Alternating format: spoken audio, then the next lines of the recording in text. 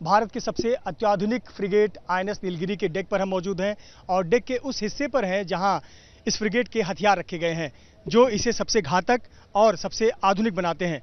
इसके हथियारों पर और इसकी आधुनिकता पर बात करने के लिए हमारे साथ लेफ्टिनेंट कमांडर विनय दीक्षित जी हैं। विनय सर, सबसे पहले बताएं कि इसे अत्याधुनिक फ्रिगेट क्यों कहा जा रहा है, ऐसी क्या खूबी खासियत है इस फ्रिगेट की? जैसे कि आपने जहाज़ पे देखा होगा, हमारे पास जो वेपन्स हैं, जो सेंसर्स हैं, ये अभी तक जो भी हम देश में विदेश में जो हमारे वेपन सेंसर वो सबसे ज़्यादा अत्याधुनिक है। यहाँ पे हमको जो वेपन्स में रेंजेस मिलती हैं, सेंसर्स में जो रेंजेस मिलती हैं, वो आज तक जो भी नेवी में देखी गई हैं उनमें सबसे अव्वल नंबर पर है। इसके हथियारों की बात करते हैं, हमें बताएं। सबसे पहले तो यहाँ से शुरुआत करते हैं, ये एसआरजीएम है। इस एसआरजीएम की खूबी खासियत के बारे में हम बताएं। तो ये एसआरजीएम नेवी में फर्स्ट टाइम लाई गई है। जैसे कि आप देख सकते हैं, यहाँ पे स्टार्टिंग में एक आप कवर देख रहे हैं जिसके अंदर एक रडार रखा गया है। तो नॉर्मल जो गन होता है वो जब फायर करता है तो राउंड सिर्फ सीधा जाता है। इस वेपन में आप देखेंगे जो रडार है ये राउंड को गाइड करता है, तो जो राउंड है उसको लास्ट में और बारीकी से वो टारगेट के ऊपर लेके जाता है जिससे हम टारगेट पे सटीक हमला कर सकते हैं।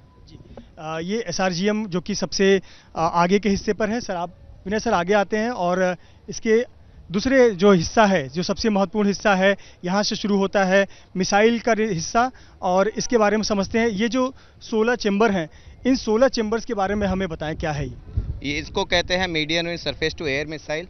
ये एक इजरायली सिस्टम है जिसको सीधा एमएफ स्टार रडार के साथ इंटीग्रेट किया गया है। ये किसी भी एयर टारगेट को अटैक करने के काम आता है। इससे हम किसी भी एयर टारगेट को अटैक कर सकते हैं, किसी भी मिसाइल को गिरा सकते हैं।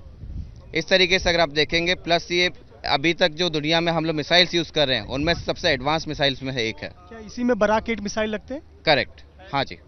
हम इसके आगे के हिस्से में आते हैं और जो कि सबसे महत्वपूर्ण हिस्सा है और इस हिस्से की वजह से हम भारतीयों को बहुत गर्व की अनुभूति होती है क्योंकि ये ब्रह्मोस के चैम्बर हैं। आपको नीचे जो 8 चैम्बर नज़र आ रहे हैं ये ब्रह्मोस के चैम्बर हैं। सर, ये 8 ब्रह्मोस के चैम्बर हैं? हाँ जी। इसके बारे में बताएं। ब्रह्मोस जैसे हमारे भारत का पूरी दुनिया के सबसे आधुनिक मिसाइल है और सबसे सटीक इसका निशाना होता है, इसके बारे में बताएं खासियत। तो ये जो ब्रह्मोस मिसाइल है ये इंडिया और रशिया ने साथ में मिलकर बनाया है। तो इसको एक इंडिजिनस सिस्टम के रूप में हम देखते हैं आत्मनिर्भर भारत की ओर। तो इस रडार का रेंज अभी 300 किलोमीटर से भी ज़्यादा है।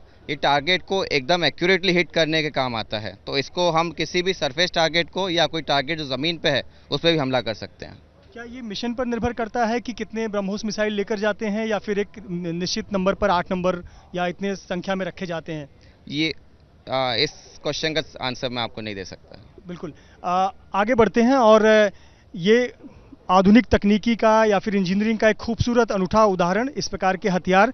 सर, इसके बारे में बताएं, ये किस प्रकार के हथियार हैं, किस उद्देश्य में ये काम आते हैं? इसको इंडिजिनस रॉकेट लॉन्चर या फिर आईआरएल भी बोलते हैं। ये भी एक इंडिजिनस सिस्टम है जो एलएनटी ने बनाया है। तो इस सिस्टम को यूज़ करके हम किसी भी सबमरीन के ऊपर अटैक कर सकते हैं। तो आप जो देख रहे हैं इसमें रॉकेट लोड होता है और ये रॉकेट फायर करता है। ये इसके जो महत्वपूर्ण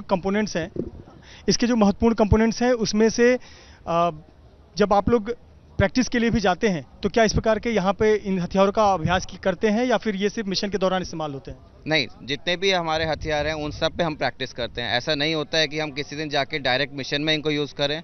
हमारा time to time missile firing, gun firing चलता रहता है। तो हम लोग मिसाइल फायरिंग करते हैं, गन फायरिंग करते हैं, रॉकेट फायरिंग है। तो हर 2 महीने 3 महीने में हमारा फायरिंग होता रहता है।